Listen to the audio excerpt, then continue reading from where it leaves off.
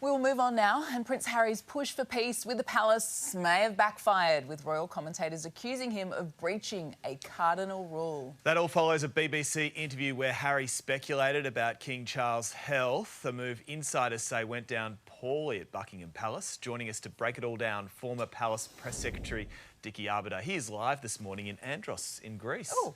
Dickie, good to see you. Thanks for being with Good us. morning. What exactly Morning, did Harry say that's caused a stir?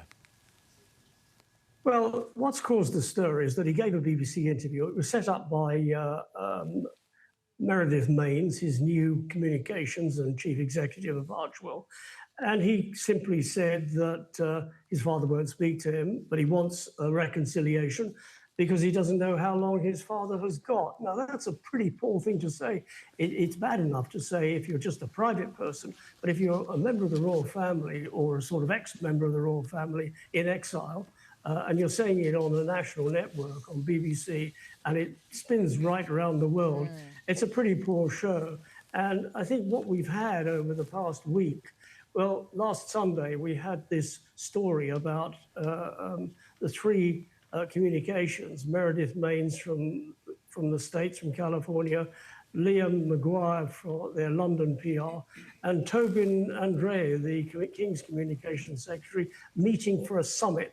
Well, I think the whole thing was a setup. It was a stitch-up because, quite frankly, they were photographed. Now, how the hell were they photographed from Green Park unless somebody knew that they were going to be there?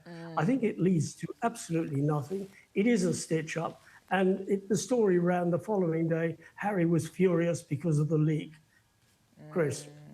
Okay, so Dickie, I mean, you smell a stitch-up. What is the palace making of this? What are they saying about this? And does this damage, I guess, any sort of chance of reconciliation?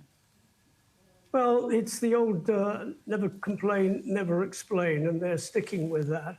Is there a chance of reconciliation?